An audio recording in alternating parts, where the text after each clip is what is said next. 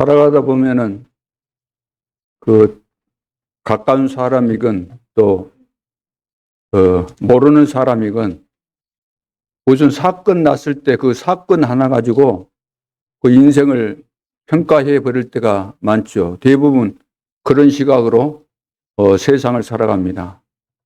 그 인생 살아가면서 실수 한번 할 수 있는 거 그것 보고 그 인생 전체를 평가해서도 바른 평가가 될 수 없는 것이고 역사의 흐름 속에 한 사건만 가지고 그거 알고서 역사 전체를 평가해서도 안 되는 것이고 책을 한 권 샀는데 목차도 안 보고 전체 읽어보지도 않고 한 챕터 한 부분만 보고 이 책은 이렇네 라고 단정 지어도 안 될 것입니다.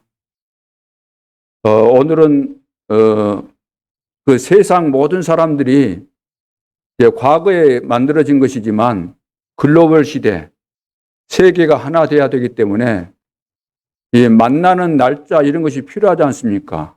그래서 이제 달력 이것이 나온 것인데 옛날에는 음력 이거 했지만 또 양력 그거 하잖아요. 태양을 기준으로 해서 만들어진 것인데 요즘도 그 달력 안에 음력을 표시해 놓은 그런 달력이 있습니다. 농사 짓는 사람, 어부들에게 도움이 되니까 그 표시를 그리 해 놓은 거죠. 또 일반 사람들은 이제 그런 거 안 하지만 우리 기독교에서는 똑같은 날짜인데 기독교에서 쓰는 달력 그거 있어요. 절기 이런 거. 이 앞주 같으면은 종료주일, 이번 주일 같으면은 부활주일. 이것을 보고 교회력, 교회 달력 그 이야기예요. 교회력이라는 것이 교회 달력에 의하면은 이제 과거에 2000년 전에 예수님께서 부활하셨다.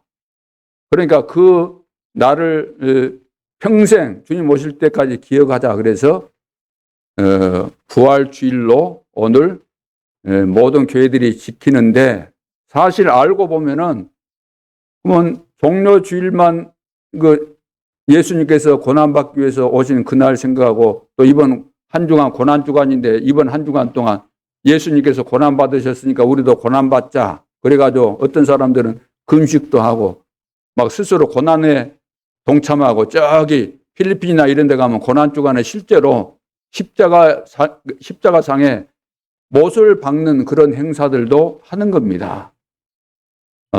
뭐 한다는데 굳이 뭐라고 할 것은 없겠지만 무슨 의미가 있을는지 모르겠지만 사실 왜 고난받으셨을까 그 의미를 알게 되면은 막 단순히 금식하고 막 일부러 뭐 찌푸리고 다니고 고난에 동참하고 그런 의미가 아니지 않습니까? 그리스도의 일을 하기 위해서 오셨고 그 의미를 알게 되면 오히려 우리는 감사가 충만한 한 주간이 되어야 되는 것이고 오늘 예를 들어서 부활하셨다 그러면 단순히 부활하셨으니까 기적이 일어났네. 야, 기적이 일어났다. 어떻게 죽은 자가 살 수 있는가? 살아났다 사실적으로. 거기에 감동하라고 부활주일이 있는 것인가요? 그건 아니잖아요. 그래서 그 의미를 알아야만 날마다 성탄절이고 날마다 부활주일이고 그런 것이지 부활주일만 부활주일로 지킨다는 이 자체가 기독교가 무너질 수밖에 없고 문 닫을 수밖에 없는 원인이 여기 있는 겁니다. 의미를 모르고 그 행사에만 초점을 맞추고 있기 때문에. 그래서 사실은 부활한 것도 기적이지만 인간 편에서는 기적이 아닐 수가 없잖아요. 하나님이 하실 때는 너무나 당연한 것이고 아무것도 아니겠지만 그리고 예수님이 출생한 것도 기적이잖아요. 왜? 성령으로 잉태된 사람이 이 땅에 있을 수 없잖아요. 보통 정상적인 인간은 여자가 아기를 낳으려면은 남자 만나가지고 결혼해가지고 동침해서 그렇게 해서 임신하고 아기를 낳는 것이지 남자 관계 안 했는데 성령으로 어떻게 임신합니까? 거의 다 기적이에요. 모든 것이 하나님께서 하시는 것은. 우리 인간 수준으로서는 하나님의 그 놀라운 거, 깊은 거 그것을 다 알 수가 없는 겁니다. 어떻게 알겠습니까? 우리 눈으로 볼 수가 없는데요. 그렇기 때문에 하나님께서 우리 인간의 한계를 아시고 알 수 있도록 성경을 주시고 성경을 통해서 중요한 부분에 대해서 알라고 주신 것이지 모든 것을 성경에 다 말씀하신 것은 아니죠. 몇 월 며칠 날 밥 먹고 밥은 얼마나 먹고 며칠 날 화장실에 가고 그런 것까지 써놨겠어요, 이걸? 성경에? 성경에서는 우리 인간이 절대로 모르면 안 되는 거. 반드시 우리는 구원받아야 되고 구원받은 성도는 어떻게 살아야 되는가? 하나님이 무엇을 원하시는가? 왜 구원하셨을까? 왜 세계복음화가 필요한가? 그거 안 하면 안 되는가? 안 하면 절대로 안 되는 이유, 이런 것들을 다 설명하고 있기 때문에 그래서 성경을 바르게 이해하고 또 성경만 갖고 연구해서는 안 되잖아요. 하나님이 지금 살아계시는데 성경을 지금 이 시대에 하나님께서 어떻게 이 시대에 맞도록 지금 해석을 하시는가? 살아계시기 때문에 하나님 안 믿고 하나님의 능력도 안 믿고 하나님께서 지금 이루어가시는 시간표도 모르고 성경만 가지고 드립한다고 해서 이것이 이해가 되냐? 그러면 그것이 아니기 때문에 백독을 한다고 천독을 한다고 성경을 필사한다고 성경이 깨달아지겠습니까? 성령으로 감동되어서 기록된 말씀인데 내가 아무리 노력을 한들 아무리 머리가 좋은들 연구한다고 원문을 연구했더니 다 깨달아집니까? 배경을 알았더니 문맥을 잘 파악했더니 그래서 알아지는 겁니까? 그런 것은 기본이죠. 그렇게 해서 알아지는 것이 아니고 지금도 하나님이 살아계시고 지금도 성령으로 역사하시고 지금도 성령으로 깨닫게 하시고 조명하시고 가르쳐 주시고 인도하시기 때문에 지금 시간표가 있기 때문에 그래서 24시 하나님과 소통하는 가운데서 성경도 사실은 예수님께서 제자들에게 성경을 해석하는 거 가르쳐 주셨고 성령 충만한 가운데서 깨달아지고 그렇게 되어져서 그 제자들을 통해서 또 제자들이 일어나고 제자들이 일어나고 다 이렇게 되는 거잖아요. 가르쳐 주니까. 세상에서도 쉽게 말해서 노하우 있잖아요. 비밀 있잖아요. 가문에서 내려오는 그 비법 같은 거 있잖아요. 비법. 하다못해 음식 만드는 것도 그 조미료 같은 거 거기 뭐 첨가되는 거 그거 공개 안 하려고 몰래 하고 그러잖아요. 그런 것도 몰래 하는데 예. 그래서 하나님은 깨달아야 될 사람에게 깨닫도록 성경은 모든 사람이 읽으면은 깨달아져요. 근데 깨달아지는 것이 한계가 있는 거예요.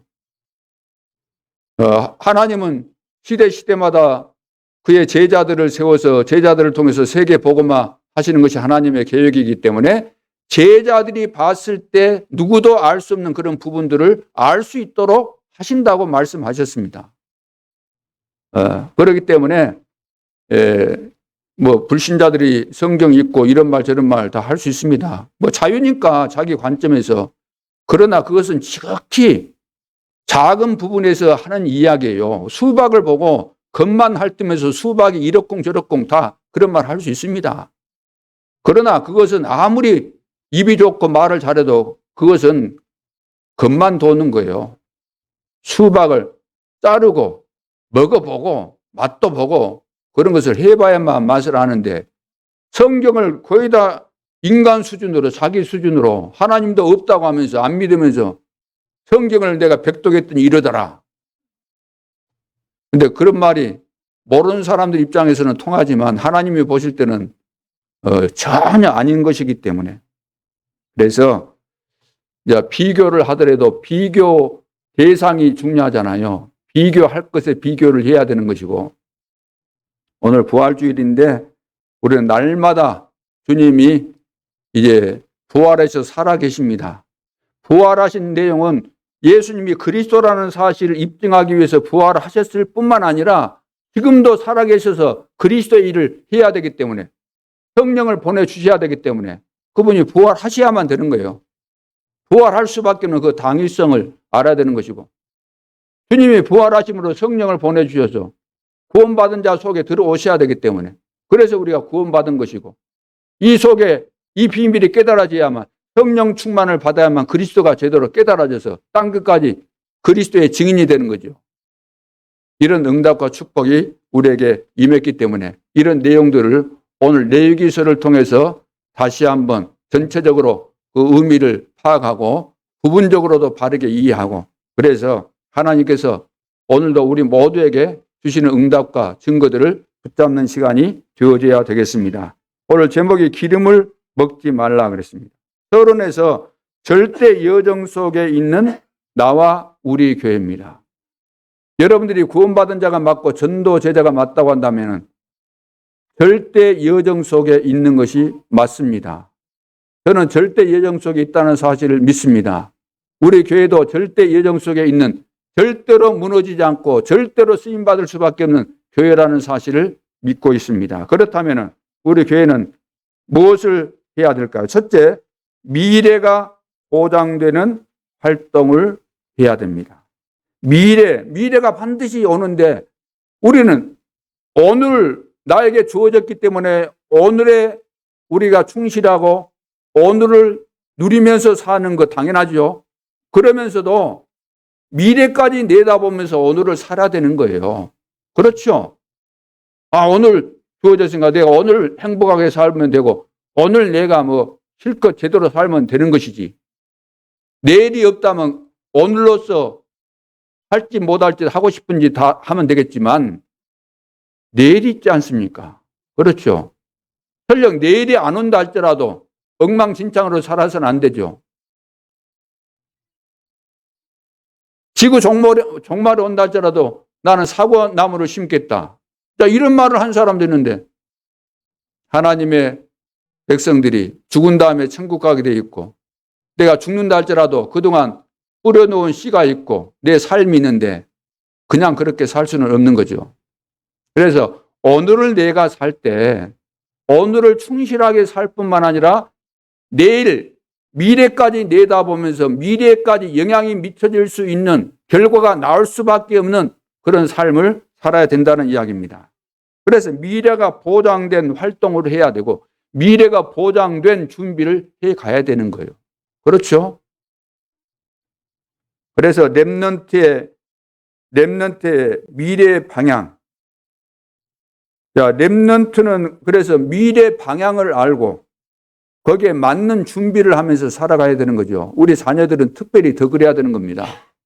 이제 인생을 시작하고 있는 단계이기 때문에.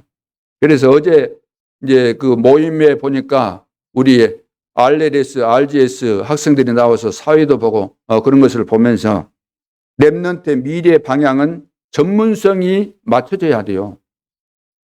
우리 자녀들은 미래 전문성이 없으면 살아남을 수 없잖아요. 그러니까 어릴 때부터 방향을 잘 잡아줘야 된다는 거죠. 그래서 RLS 같은 경우는 미디어 이쪽으로 세계 정복하는 길이 바로 거기 있으니까 여기에 전문성을 갖출 수 있도록 그렇게 방향을 잡아주고, RGS 같은 경우는 문화 콘텐츠로, RTS 같은 경우는 단순한 신학교가 아니고 지금 전도가 이해 안 됐잖아요. 신학교가. 신학교 많아도 소용이 없는 거죠. 많은 신학교를 통해서 목회자가 쏟아져 나와도 소용이 없는 거죠. 문 닫는 거죠. 왜? 전도가 안 되니까. 그래서 그런 신학교 말고 하나님께서 이 시대에 원하시는 전도하는 신학교, 전도를 제대로 이해하고 전도 운동이 일어나는 그런 학생들을 배출해내는, 그래서 RTS, 렘넌트를 훈련시켜서 내보낸다는 거죠. 그래서 전도 모델이 되어서 세계를 복음화할 수 있도록, 그러니까 미래에 대해서 방향을 딱 바르게 제시하고 그 방향에 맞춰서 그 인생이 제대로 작품으로 만들어질 수 있도록 해야 된다는 거죠. RU 같은 경우는 지금 미국에 세워졌잖아요. RU. 왜 RU가 미국에 세워졌을까? 다민족이 제일 많이 모여 있는 나라가 미국입니다. 그래서 237 살릴 모델이 돼야 될 사람들이 어디에 모이면 제일 적합할까? 객관적으로 볼 때 미국에서 하는 것이 제일 합당하기 때문에 미국에다가 세운 것이죠. 그리고 두 번째는 근본을 든든히 해야 됩니다. 근본을 든든히 하라. 근본이 중요하잖아요. 그래서 RLS나 RGS 같은 경우는 기초를 놓는 기간입니다. 기초를 놓는 시간이죠. 자, 그래서 기초를 뭘로 놔야 되는가?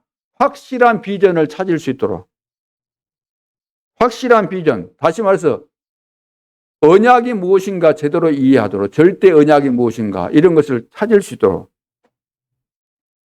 이것이 준비되면은 하나님이 쓰실 수밖에 없죠.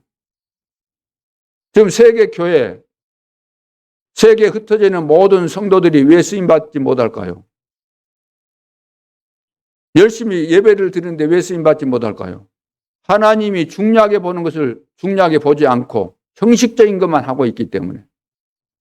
언약이 뭔지를 알아야 되잖아요. 언약의 흐름 속에서 내가 누구인가 알고 하나님께서 나를 어떤 용도에 쓰시기를 원하신가 알아야 되는데 이걸 모르고 그저 그냥 열심히 하고 그러다 보니까 방향이 안 맞는 거죠. 그리고 RTS, RU 같은 경우는 전문성을 갖추는 그런 이제 시간입니다. 그래서 근본을 든든히 해야 되는 거죠. RUTC 운동이라는 것이 뭡니까? 세계 복음만을 위해서 RUTC 운동을 해야 된다는 겁니다. 그래서 R이라는 것은 남은 자다는 뜻이고 U라는 것은 하나가 돼야 된다는 거죠. 남은 자들이 하나 돼야 되는 거죠. 전 세계 정말로 이 전도 운동에 부름받은 자들은 다 남은 자들입니다. 다 무너지는데 이 남은 자들이 237 나라에 흩어져 있다 할지라도 하나가 될 수밖에 없죠. 그래서 쓰임 받으려면 T가 뭡니까? 훈련을 받아야 된다는 거죠. 합숙 훈련, 집중 훈련, 집중을 통해서 이렇게 훈련을 받게 되면 C가 이제 현장이라는 말입니다. 센터지만 현장을 다 살리게 된다는 그런 의미가 있는 것입니다. 자, 그래서 이런 근본을 든든히 하라는 것입니다. 세 번째는 놓친 것을 회복하라는 거죠. 놓친 거. 앞으로 우리가 미래가 반드시 올 텐데 미래가 보장되는 그 시간표를 우리가 만나고 그런 축복이 임하는 그때를 원한다고 한다면은 그동안 하나님께서 완전한 축복을 주셨는데 놓쳐버린 것이 있어요. 개인도 놓쳤고 교회도 놓친 것이 있다 그 말이에요. 그것을 회복하라는 겁니다. 그래서 교회와 렘넌트가 회복할 것이 뭐냐면은 눈에 보이지 않지만 지금도 성삼위 하나님께서 보좌에서 역사하시지 않습니까? 시공간을 초월해서 역사하십니다. 그런데 이런 부분들에 대해서 지금 다 놓쳐버린 거잖아요. 교회가 보좌의 축복을 다 놓친 거예요. 237 나라를 향해서 하나님이 빛을 비추는 이 역사를 이루시기를 원하시고 이 일을 하고 계시고 우리는 여기에 방향을 맞추면 다 응답하시겠다고 약속하셨는데 우리는 딴짓하고 있는 거예요. 눈에 보이는 것만을 추구하고 육신적인 것만 추구하고 주님은 그런 거 안 해도 하나님이 원하시는 것에 방향 맞추면 그건 다 주신다 그랬잖아요. 너희는 먼저 그의 나라와 그의 의의를 구하라. 그럼 이 모든 것을 너희에게 더해 주시겠다. 그런데 지금 교회와 렘넌트가 이 부분에 대해서 다 잃어버린 겁니다. 놓쳐버린 거예요. 눈에 안 보인다고. 깨닫지 못해서 체험하지 못해서 가장 중요한 거 지금도 살아계셔서 지금도 응답하시고 역사하시는데 이 핵심을 놓쳐버렸기 때문에 이것을 다 회복해야 되는 거죠. 그리고 기독교가 놓친 거, 이 교회사에 보면 놓친 거 있잖아요. 초대교회 이후 계속해서 시간이 흘러가면서 로마에 속국되는데 결국 로마가 313년에 기독교를 승인하잖아요.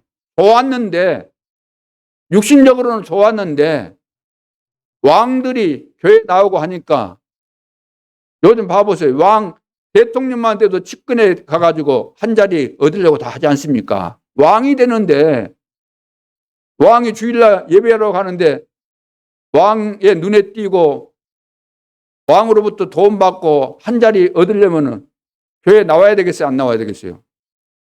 나오란 말 안 해도 나와요. 다 챙겨가지고 눈도장 찍고 막 하려고 다 데리고 나오기 때문에 가만히 있어도 교회는 부흥되게 돼 있는 겁니다. 근데 그게 부흥이 아니에요. 그게 타락이지. 본질이 없어지고 목사님이 왕이 앉아 있으니까 하나님의 말씀 제대로 전하겠어요? 안 전하겠어요? 안 전하죠. 듣기 좋은 말만 골라서 하다 보니까 하나님께서 전하라고 하는 그 말씀을 전달하지 않다 보니까 이것이 이제 다 타락하게 되는 거죠. 부패 타락하게 되고 본질을 상실하게 되고 그러다 보니까 하나님을 안 믿는데 안 믿는 가운데서 똑똑한 사람들 나오잖아요. 그 사람들이 한마디씩 하거든요. 똑똑하니까 뭐 사람들이 몰려들고 그러니까 한 수 뭐 좀 가르쳐 달라 그러니까 가르쳐 주니까 제자가 되어주고 선생이 되어주고. 처음에는 하나님 잘 알았는데 하나님을 점점 멀리 할 수밖에 없잖아요. 왜? 예배가 엉터리 예배라. 하나님을 만난 적도 없지. 그런데 똑똑하지. 뭔가 다른 뭐 피를 받았지. 하나님 아닌 거 이거 받다 보니까 한마디씩 하면은 그것이 이상한 말인데 수준 낮은 사람이 볼 때는 어마어마한 것이거든요. 그러니까 거기 딱 걸려드는 겁니다. 그게 바로 소위 말해서 철학이 되고 이념이 되고 사상이 되는 거예요. 그런 가운데서 또 예수를 믿는 사람들 중에서도 본질, 인생의 본질이 뭔가 이런 것을 질문하는 가운데서 뭐 무신론자, 유신론자 해가지고 거기서 나오는데 다 실존주의 해서 철학 이념들이 나오지만 하나님 없는 가운데서 다 자기 나름대로 자기 입장에서 이야기하는 거 아닙니까? 전부 다. 그러니까 또 다른 학파가 나와서 우리는 이렇다, 이것이 옳다. 늘 그런 이념 싸움, 철학 싸움 그런 거 하지 않습니까? 그러면서 여러 가지 이제 중세 시대까지 이르면서 완전히 사상적으로 이제 변질이 일어날 수밖에 없죠. 그러면서 중세 시대 지나면서 또 뭐 실용주의 철학이 나오기도 하고 뭐 이렇게 되지 않습니까? 오늘날 우리나라만 보더라도 이제 그런 것은 또 한물갔어요. 옛날 그런 것은 시대가 바뀌면서 요즘 보니까 뭐 이념 싸움 많이 하잖아요. 극단주의로 나가잖아요. 우리나라만 보더라도 극좌, 극우 해가지고 이렇게 싸우고 전부 다 사람 중심으로 싸우고 있는데 그 배후에는 누가 역사할까요? 결국 우리 인간을 멸망시키는 사단이 우리 속에 역사하는 겁니다. 그래서 네피림도 되는 것이고 그렇기 때문에 너희 마음과 생각을 지켜주실 것이다. 하나님의 백성들의 마음과 생각을 지켜주신다. 안 지켜주시면 이상한 영을 받거나 이상한 이론에 빠지거나 이상한 사람 만나거나 귀신 들은 사람 만나거나 그럼 영향 받을 수밖에 없죠. 그래서 이제 종교개혁을 맞이하면서 복음과 말씀이 좀 된다 싶었는데 다른 부분이 또 안 되다 보니까 500년이 지난 지금 이 시점에서 볼 때 세계 교회가 지금 어떻게 됐습니까? 문 닫는 상황 아닙니까? 교회마다 해서 지금 영적인 비밀과 사실들을 이야기합니까? 보호자의 비밀을 말씀하고 있습니까? 왜 우리가 전도 선교해야 되는지 이유를 알고 있습니까? 그 이유를 모르잖아요. 전부 다 육신적인 이야기만 할 뿐이지. 이렇게 다 놓쳐버렸다는 겁니다. 받은 축복을, 앞으로 받을 축복을 하나님께서 이루어가실 어마어마한 역사를 외면해버리고 딴짓하고 있는 겁니다. 다른 길로 간 거예요. 하나님이 원하시는 건 좁은 길로 가야 돼요. 협착한 길로 가야 돼요. 그런데 그 길은 사실 가면은 생명의 길이고 사는 길이고 세계복음하는 길인데 지금 사람들이 많이 사는 넓은 길, 편안한 길, 좋은 길 그게 멸망의 길인데 우선은 좋게 보여. 우선은 좋아서 다 그 길로 가다가 실패하고 만 거죠. 그래서 사명을 회복해야 된다는 말씀입니다. 복음을 회복하고 복음 영적 이런 작품을 만들어내는 그 시대를 맞이했습니다. 우리는 복음으로 영적인 작품을 만들어내는 그 시대를 맞이했어요. 이것이 우리에게 주어진 사명입니다. 이거 다 놓쳐버린 시대이기 때문에. 그래서 이 사명을 회복하게 되면은 이 시대에 부름받은 이 전도자들, 전도 선교 운동의 대열 속에 든 개인과 교회는 절대로 망하지 않습니다. 하나님께서 모든 축복을 과거에도 그렇고 지금도 그렇습니다. 이스라엘의 역사가 7시대 아닙니까? 7재앙을 만나는데 다 망했지만 이 언약의 흐름 속에 있는 자들은 그 시대를 다 살렸다. 이 시대도 하나님은 이 재앙시대 누구를 세우시는가? 누구를 통해서 역사하시는가? 이 흐름을 타고 가는 저와 여러분을 통해서 하나님께서는 영광을 받으시고 놀라운 역사를 이루어 가실 줄로 믿습니다. 그래서 두 번째는 지금 목사와 장로의 관심과 사명입니다. 우리는 절대 여정을 가는 교회 안에서 목사로 임직을 받고 장로로 임직을 받았지 않습니까? 그러면은 왜 하나님께서 목사로 세우셨고 왜 장로로 세우셨을까? 세우신 목적에 의해서 우리에게 주어진 사명이 생기는 거죠. 하나님이 나를 세우신 목적을 알 때 그 목적을 이루기 위해서 나는 여기에 생을 걸어야 되겠다.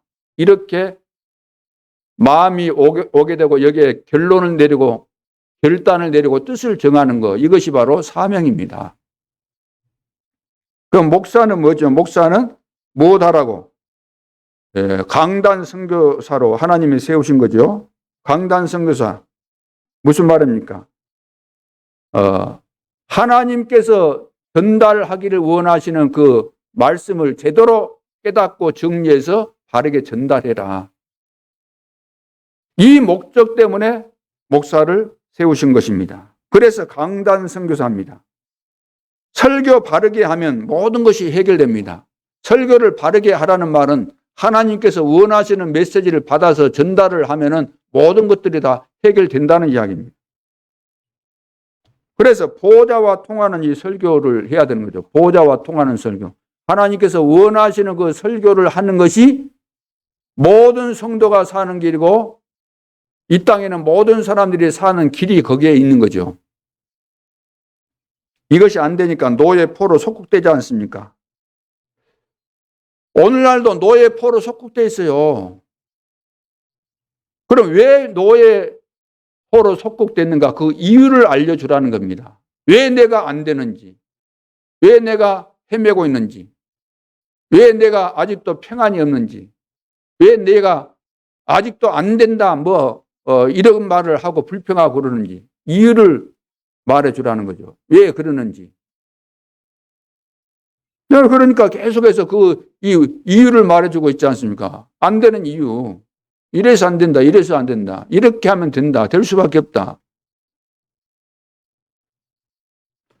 그러니까 복음과 이 보호자의 통로, 보호자와 복음의 비밀이 보호자를 통해서 모든 성도들에게 전달될 수 있도록, 땅끝까지 이것이 전달될 수 있도록 이 심부름하는 강단 선교사, 이것이 바로 목사입니다. 그렇다면 목사의 관심은 거기에 있어야 되고 이 사명을 감당하기 위해서 여기에다가 생을 거는 거죠. 그러면은 중직자는요, 우리 장로님들은 뭐죠?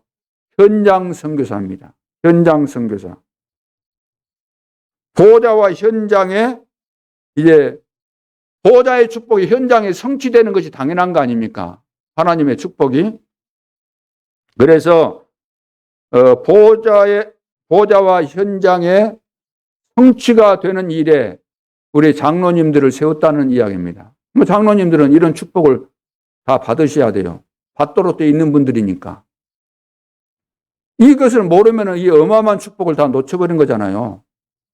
그래서 70인 제자, 지금 70 현장, 70 나라 이야기가 뭐죠?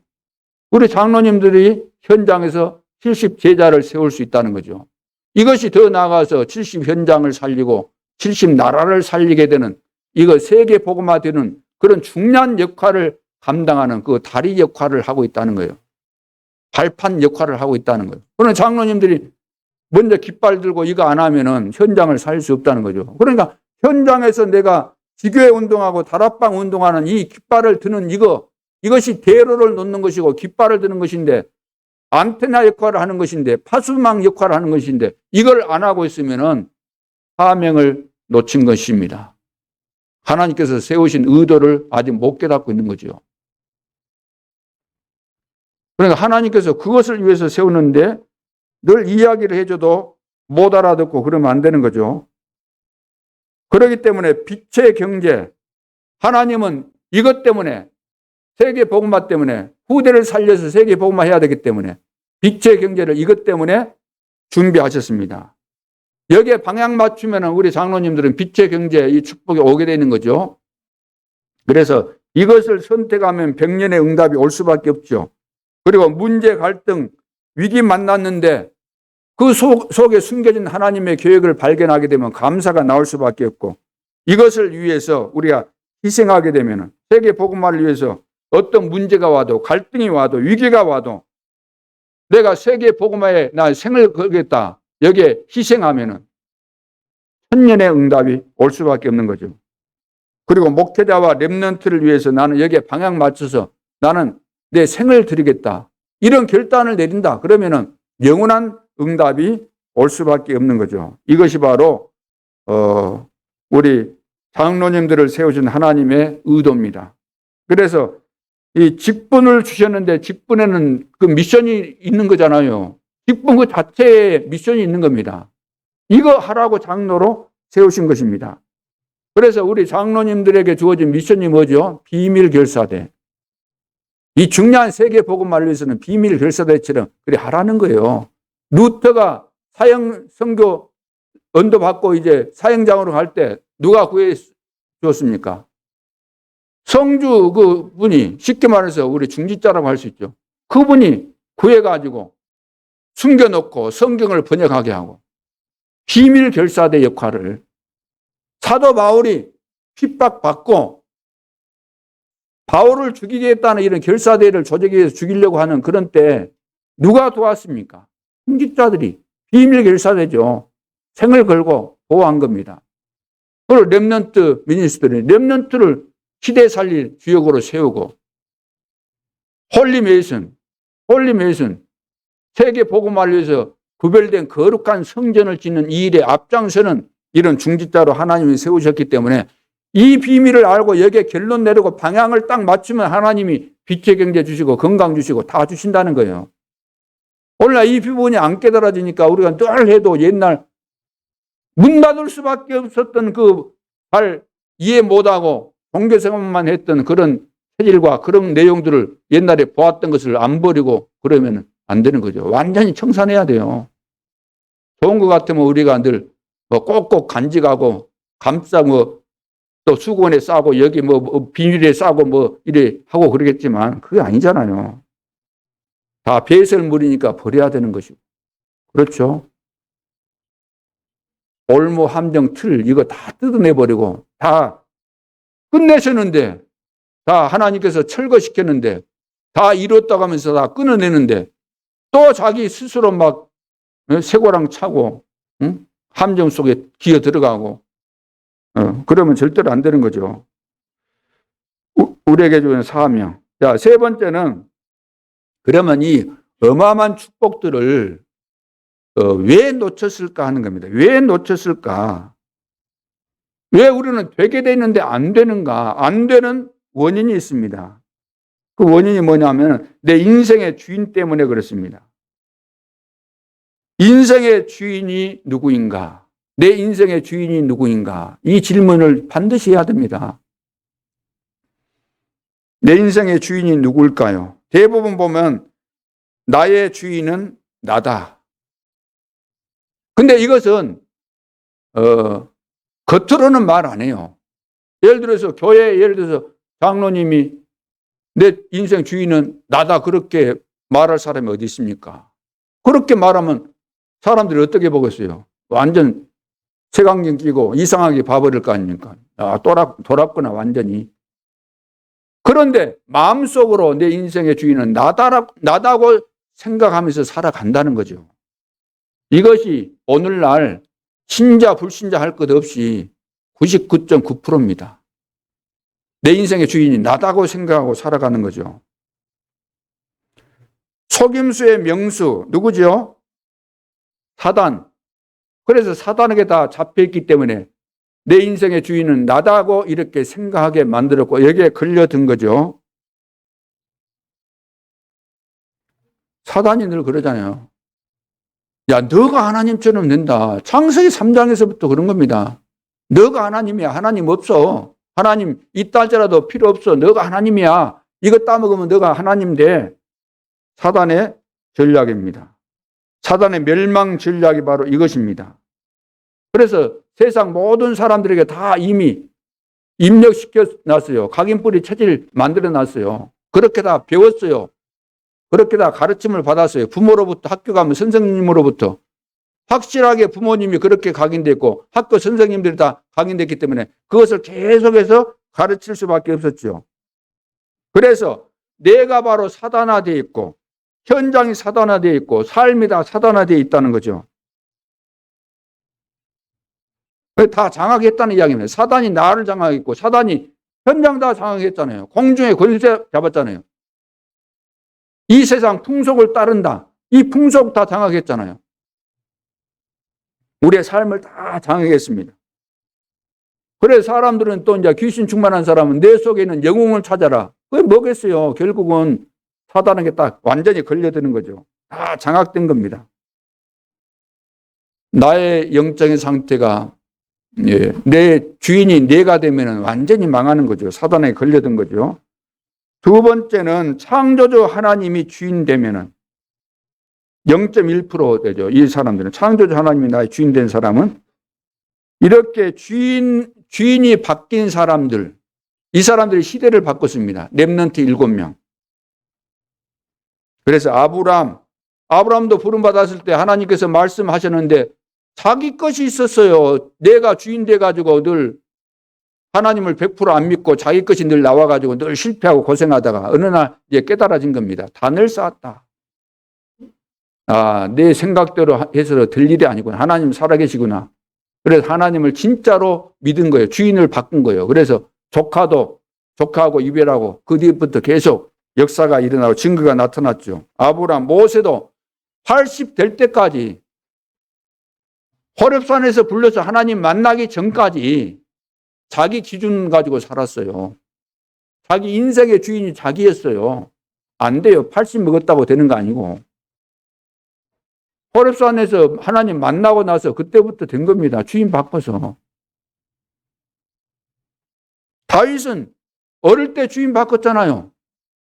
그러니까 시를 쓰고 찬양하고 할 때 나의 왕이 되신 여호와는 나의 목자,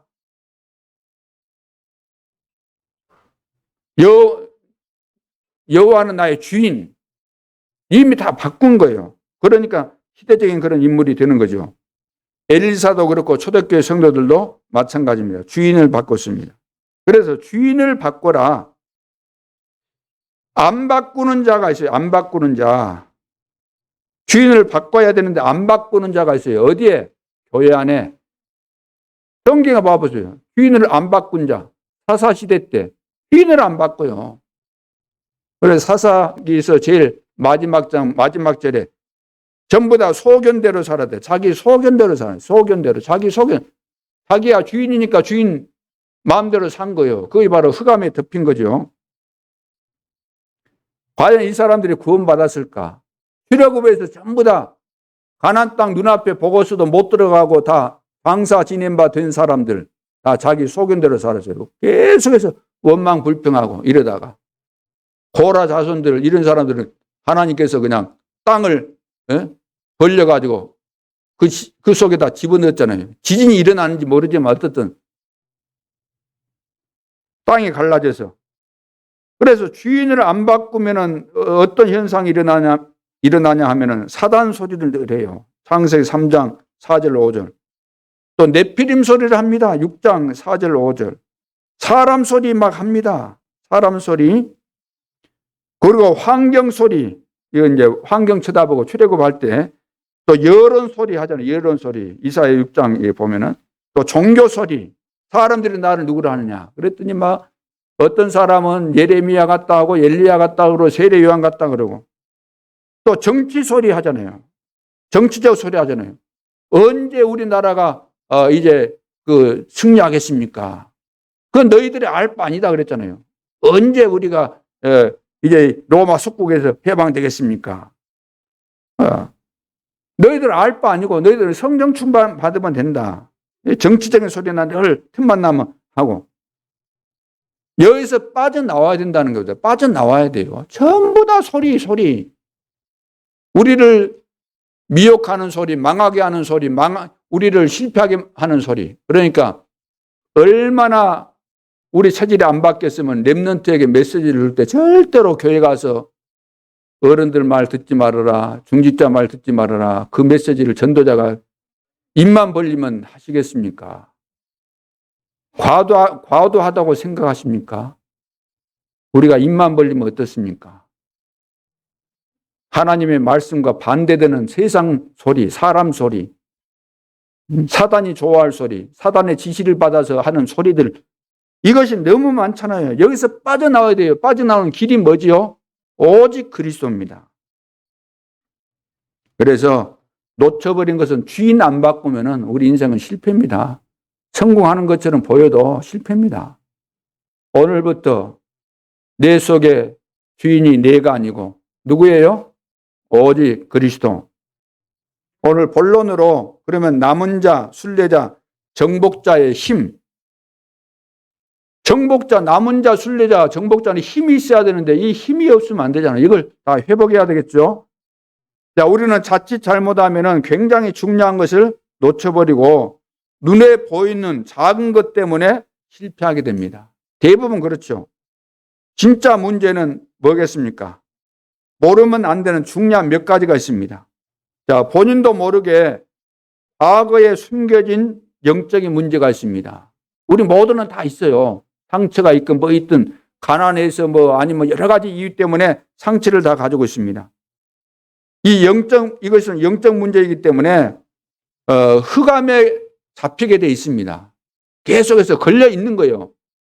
때만 되면 중요한 찬스만 나면 이것을 걸고 땡겨버리기 때문에 그러면은 즉시 우리는 실패를 맞이하게 되는 거죠. 그래서 여러분이 가끔 가다가 아이들에게 있는 이 상처 드러나는 걸 볼 겁니다. 내 자식이라 할지라도 그거 보여줘요. 그러면은 빨리빨리 그때그때 이런 것을 바꿔주고 치유해 줘야 될 필요가 분명히 있는 거죠.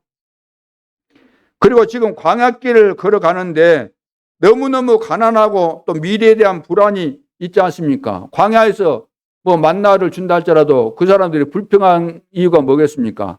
애굽에서 살 때는 그야말로 입맛대로 먹고 살았다는 거죠. 노예를 했더라도. 근데 광야에 나오니까 물론 먹을 거 입을 거 하나님이 다 하셨지만 그래도 좀 부족함을 느끼고 있었던 거죠. 그리고 과연 우리가 가나안 땅에 들어갈 수 있을까? 미래가 과연 있을까? 이런 불안감이 있었죠. 이때 하나님께서 중요한 응답을 주셨는데 그 응답이 오늘 레위기서에 나타나 있습니다.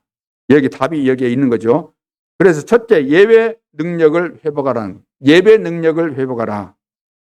예배가 뭐죠? 내가 죽을 수밖에 없는 운명을 바꾸는 것이 예배입니다. 단순하게 오늘 예배 드렸다가 아니고 죽을 수밖에 없는 내 운명을 바꾸는 것. 그리고 운명을 바꾼 우리가 날마다 응답받고 영원한 미래까지 중요한 하나님의 일에 쓰임받고 이 일에 이제 주역이 될 수 있는 비밀이 예배에 있지 않습니까? 그래서 피와 기름은 우리의 운명을 뒤바꾸는 가장 중요한 인생의 답입니다. 이것이 한마디로 말해서 예배의 능력을 이야기하는 겁니다. 지금 뭐 피 먹지 말라 그러니까 뭐 육신적으로 뭐 피 먹으면 안 되는가 보네. 그런 해석이 아니에요. 왜 하나님께서 여러분을 예배에 부르셨을까요? 오늘. 하나님의 계획은 따로 있습니다. 예배는 새 절기가 뭐죠? 유월절, 오순절, 수장절. 이거 구원에 대한 이야기 아닙니까? 그리고 언약궤 능력을 지금 회복하라는 그런 의미입니다.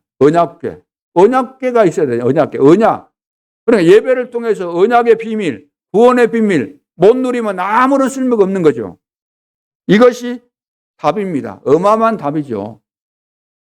세계 교회가 지금 예배를 드리면서도 언약의 비밀, 구원의 비밀, 실제로 지금 하나님이 언약을 주시고 언약을 성취해 가시는 이런 비밀을 못 누리고 있기 때문에 다 무너질 수밖에 없는 거죠. 그래서 예배라는 것은 나의 남은 운명을 바꾸는 것입니다. 그래서 주일마다 이 언약을 붙잡고 예배에 승리할 수 있기를 주님의 이름으로 축원합니다. 그래서 두 번째 이 피라는 것이 뭐냐면은 복음을 이야기합니다. 그리스도를 말하는 거죠. 이 피라는 것은 복음의 능력을 누려라. 그리스도의 능력을 누리라는 말입니다. 주님이 내 안에 계시니까 예수 생명, 예수 능력. 그렇죠. 주님의 능력이 네 안에, 주님이 나와 함께. 이거 누리라는 거예요. 창세기 3장 15절. 여자의 후손이 오면은 뱀의 머리를 상하게 할 것이다. 내 가문의 저주, 영적인 문제, 여자의 후손 아니면 절대로 해결 안 됩니다. 출애굽기 3장 18절. 피제사 드리러 가라. 피제사 드릴 때 해방받은 거죠. 빠져나왔죠. 십자가의 비밀. 이 흑암 존재는 피 언약 십자가 아니면 절대로 해결되지 않습니다. 그래서 오직 그리스도 앞에 흑암은 무릎 꿇게 되어 있습니다. 그래서 부활주의를 맞이해서 다시 한번 우리가 예수님께서 부활하셨는데 역사적으로 사실입니다. 부인할 수 없는 사실인데 그 부활 사건을 통해서 예수님이 그리스도라는 증거가 뭐겠어요? 예수님이 그리스도가 되려면 십자가상에서 다 이루시면서 죽으셔야 되고 또 완전한 죽음에서 다시 살아나야만 그리스도가 될 수 있잖아요. 하나님 만나는 길이 되니까. 죽어버렸는데 살아나셔야만 영원한 길이 되는 거 아닙니까? 살아나셔서 지금 역사하셔야만, 그분이 또 성령을 보내주셔야만 우리가 하나님 만나게 되고 구원받게 되고 다 되는 거 아닙니까? 죄와 저주, 흑암의 세력을 꺾으려면 이 그리스도, 하늘과 땅의 모든 권세를 가지신 그분이 지금 살아계셔야만 지금 활동하고 있는 사단을 이길 수 있는 거죠. 그래서 그리스도께서, 예수님께서 부활하셨네. 거기에 감동되지 말고 그건 너무 지극히 당연한 거잖아요. 그 비밀을 깨달으면 이 어마어마한 축복이 나에게 임했구나 알게 되는 거죠. 자, 세 번째는 기름입니다. 기름. 세상을 이기고 생명의 능력을 누릴 수 있는 성령의 기름을 말합니다. 성령의 기름. 또 기름 먹지 말라 그러니까 또 너무 막 세밀한 사람들은 예를 들어 삼겹살 먹는데도 또 죄의식 가지고 그런 이야기가 아니잖아요. 기름기가 필요하다고 생각되면 좀 드시고 그래야 될 거 아니에요? 레위기 3장 16절에 기름은 여호와의 것이니라 그랬어요.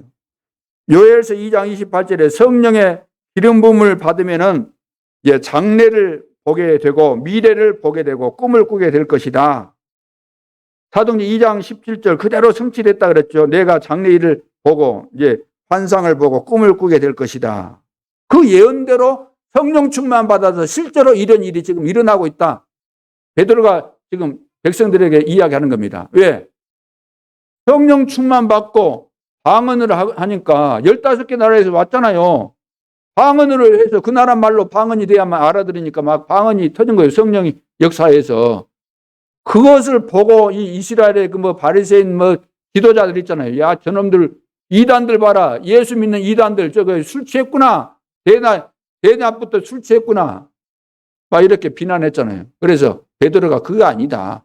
요엘 선지자를 통해서 당신들도 알다시피 당신들 하나님 믿지 않느냐. 요엘 선지자가 이런 예언한 그대로 지금 성령 충만해서 이런 현상이 일어난 것이다. 그래서 요한일서 2장 20절에서 27절에도 보면 성령이 임하면은 세상이 가르쳐주지 않는 지혜를 주신다 그랬습니다.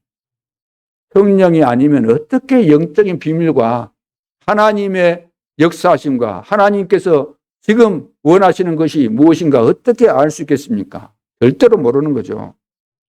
다시 한번 정리한다면 예배 회복하면은 산업도 회복되어지고 예배 회복하면은 학생들이 공부도 회복되어지고 예배 회복하면은 치유 역사도 일어나고 그렇게 될 수밖에 없죠. 그래서 주일날 예배 드릴 때 최고의 축복을 받아야 됩니다. 왜냐? 하나님이 이런 축복을 주시려고 오늘도 부르신 거잖아요. 그래서 저도 최고의 축복을 언제 받는가? 주일날 예배 드리는 이 시간 받는 겁니다. 오늘 하나님께서 분명히 나에게 역사하실 줄 믿습니다.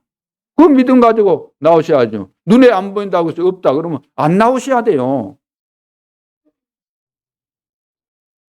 이것만 했는데 하나님이 다 축복하시고 앞으로도 계속해서 응답을 주실 것이 분명하지 않습니까? 저는 믿습니다.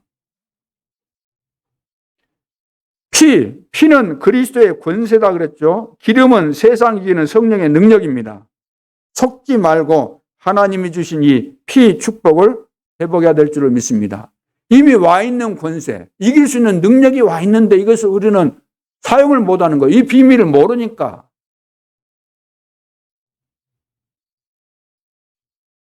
자, 그래서 속지 말고 하나님이 주신 이 축복을 회복해야 되겠습니다.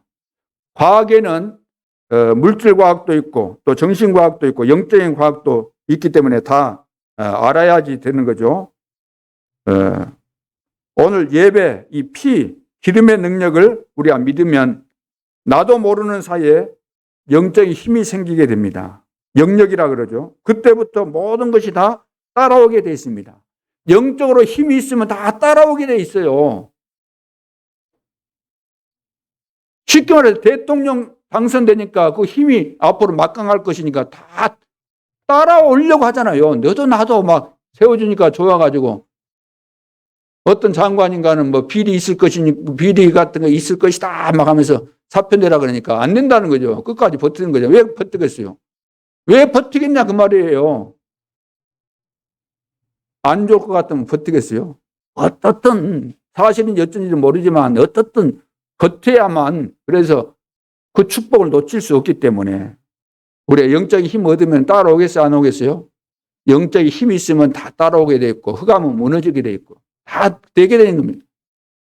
영적인 내가 힘이 있어야 되잖아요. 육신도 힘이 있어야지 내가 의욕도 생기고 어디 가서 일하고 싶고 친구도 만나고 싶고 또 다 하는 거 아닙니까? 의욕이 떨어지면 어른 되면은 늙으면은 그 떨어져서 젊었을 때는 뭐 집안에 안 있을 틈이 어디 있습니까?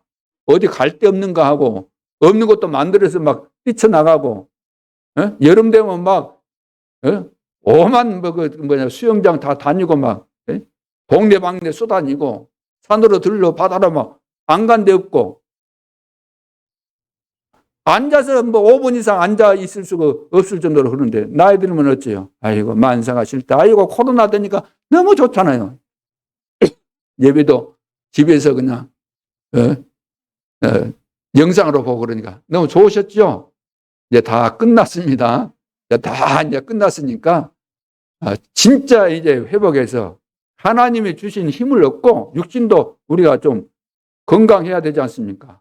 성령 충만해서 운동도 하고 식사도 잘하시고 그래서 이제 영육간에 우리는 승리하는 이런 중요한 시간표, 응답이 오는 그런 시간표가 왔고 또 기다리고 있기 때문에 우리는 같이 마음을 하나로 묶어서 함께 마가다락방에서 일어났던 오순절 성령의 역사를 체험하는 그런 시간표가 되도록 해야 될 줄로 믿습니다.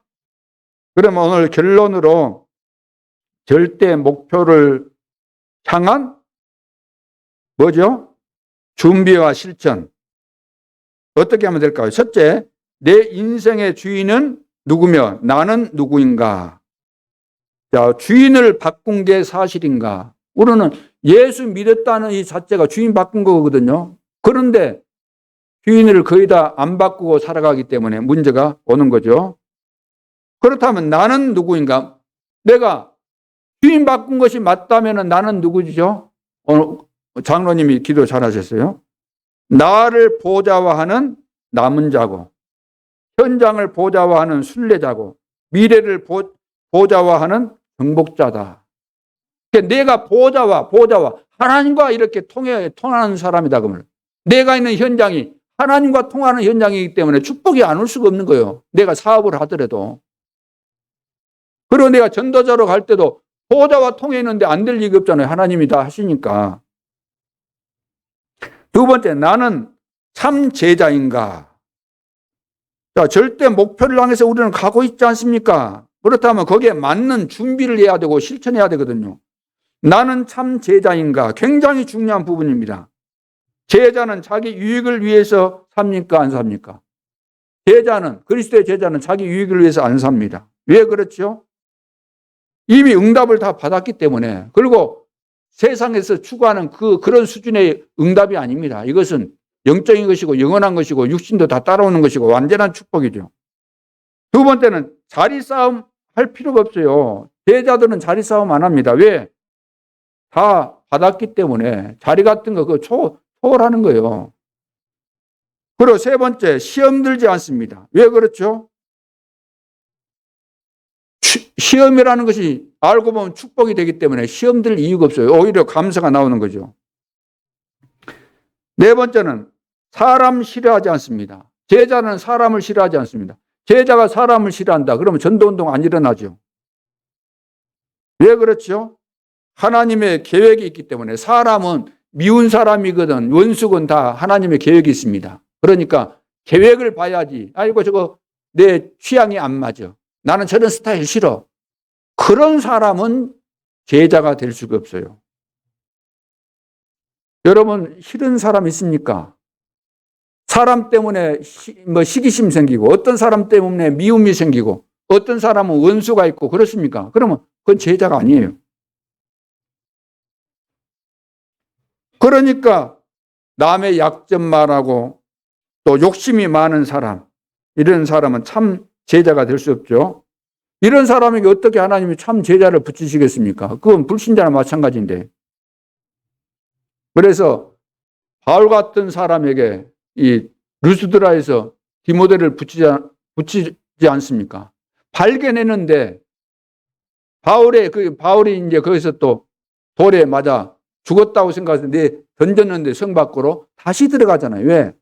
하나님께서 준비하신 제자를 하나님께서 만나게 하셨기 때문에. 나는 참 제자인가? 제자 마인드가 없으면 신앙생활 해봐야 다 종교생활입니다. 아무것도 될 리가 없어요.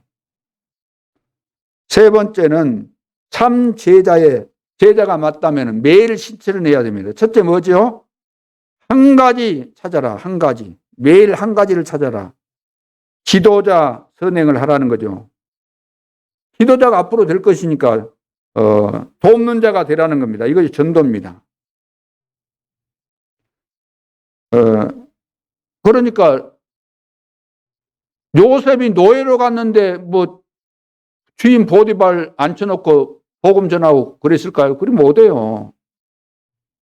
앞으로 요셉은 지도자 될 사람이잖아요. 세계 복음화해야 될 사람이잖아요. 그러니까 선행을 하는 거예요. 무슨 선행입니까? 기도하면서 노예를 잘한 거예요. 맡긴 노예 생활을 잘한 거예요. 집 관리 잘하고 밭에 가서 이런 것도 다 잘하고 시키는 거 다 잘하니까 보디발의 집에도 밭에도 형통케 하셔서 누가 보더라도 주인이 볼 때 야 이거 보통 애가 아니구나.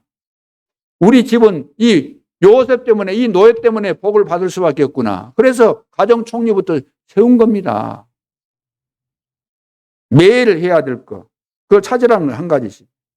두 번째는 매일 한 페이지 이상 힘이 되는 독서를 하라는 겁니다. 그래서 우리 랩런트에게는 위인전기 그 막 한 사람 이야기는 한 권씩 만들어 놓은 거 말고 이렇게 축소시켜 가지고 10페이지 내로 이렇게 그 한 인물에 대해서 요약해서 정리해 놓은 그런 책이 있어요. 그래서 하나씩 봐서 힘을 얻을 수 있도록. 그래서 그 책을 보면서 많은 것을 배우라는 것이 아니죠. 위인전기를 통해서 많은 거 배워라. 이런 사람도 있고 저런 사람도 있고 배우라는 말이 아니고 그런 사람을 실제로 만난 것처럼 만나라는 거예요. 이런 분 있구나. 여러 사람들에 대해서 이렇게 알다 보면은 나를 보게 돼요. 여러 사람을 보면서 나를 보게 돼요. 왜? 나하고 맞는 사람이 있거든요. 또 보면서 내가 관심 있는 사람을 만나게 되거든요. 그 속에서 달란트를 찾게 되는 겁니다. 그런 것들을 안 열어줘서 그러는 거예요. 저 같은 경우도 어릴 때 시골에서 살았기 때문에 그 당시 때는 무슨 뭐 시골에 도서관이 있습니까? 책이 있습니까? 그래도 밖으로 나가서 공부한 그 선배, 우리 동네 보면 그 선배를 통해서 그 뭐 어릴 때 그 동화책들도 빌려서 보긴 했지만 거의 못 봐요. 오늘날 얼마나 좋습니까? 자료가 너무 많아가지고 많은 자료 그런데 활용을 못하고 있지 않습니까? 그리고 하루 한 번 이상 메시지를 들으라는 겁니다. 메시지를 들으라.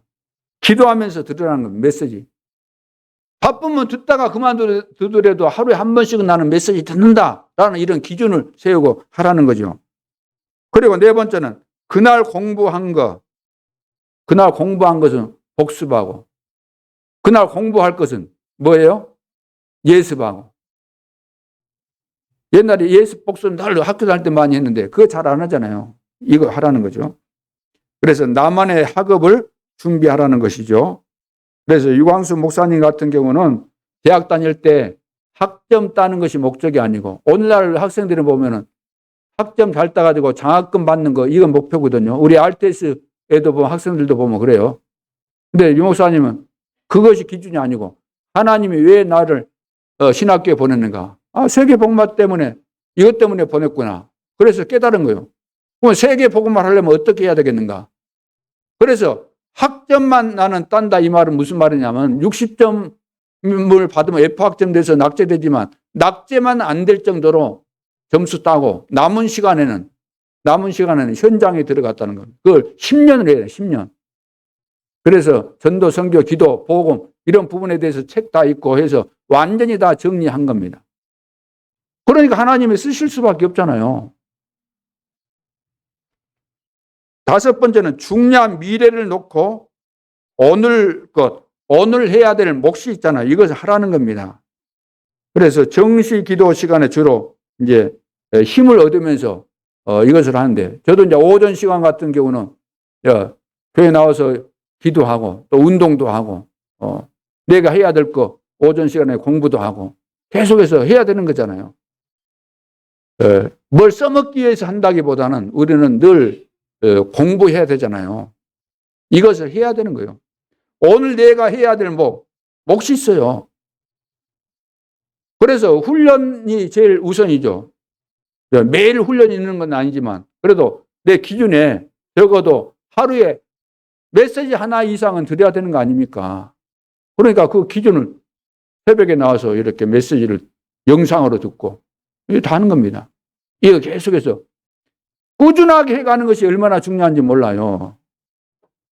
나도 모르게 일주일 지나갔는데 일주일 거 쌓이면 많거든요. 그러면 사람들이 뭐 하겠다고 작심할 때 일주일 할 것을 뭐 하루 이틀에 그거 됩니까? 그것이. 1, 2년 지나갔는데 그러면 1, 2년 지나갔는데 그것을 쉽게 뭐 며칠간 몇 달 한다고 해서 그것이 되겠습니까? 안 되는 거예요. 쌓여지는 것이 굉장히 중요한 것입니다. 매일. 그래서 이 모든 것을 우리가 어떻게 하면 될까요? 어떻게? 기도 속에서 하라는 겁니다. 하나님이 주시는 힘을 얻으면서 하라는 겁니다. 내 힘으로 아니고 기도 속에서 성령 충만한 가운데 하라는 거죠. 어떻게? 평안하게, 의미 있게, 의미가 다 있기 때문에 이걸 찾아서 영적인 것 먼저 찾아라. 그리고 눈에 보이도록 작품을 만들어라. 영적인 것을 찾아서 이제 우리는 눈에 보이는 작품을 만드는 겁니다. 그래서 전 지역에 시스템을 이제 세우는 거죠. 전 지역에 말씀 운동 일어나는 시스템을 세우고 또 237 나라 5천 종족을 살리기 위해서 이제 앞으로 진짜 하나님께서 원하시는 성전 건축도 하고 이런 중요한 작품들이 우리가 남겨야 될 작품들이 기다리고 있습니다. 지금부터 준비해 가야 돼요. 기도하면서 지금부터. 그러면은 작품이 완성되는 그날이 오게 될 줄로 믿습니다. 이번 한 주간 동안도 승리할 수밖에는 한 주간 기쁜 마음으로 또 즐거운 마음으로 행복한 마음으로 더 중요한 것은 언약을 붙잡고 큰 확신을 가지고 성령과 능력과 큰 확신 가지고 승리할 수 있기를 주님의 이름으로 축원합니다. 기도드리겠습니다. 하나님 은혜를 감사합니다. 하나님께서 완벽하게 준비해 놓으신 세계 복음화, 준비해 놓으신 언약의 여정을 믿음으로 감사하는 마음으로 행복한 마음으로 성령의 인도 따라 정확하게 걸어갈 수 있도록 축복하여 주옵소서. 우리가 만난 어떤 사건도 어떤 만남도 이상한 사람을 만난다 할지라도 좋지 않은 사건과 어려움을 만난다 할지라도 이 속에는 숨겨진 놀라운 축복이 있음을 깨닫게 해주시고 하나님의 계획을 찾고 비밀을 찾고 의미를 찾고 더 큰 응답과 증거들을 찾을 수 있도록 역사해 주옵소서. 지금도 살아계신 주 예수 그리스도 이름으로 기도하옵나이다. 아멘.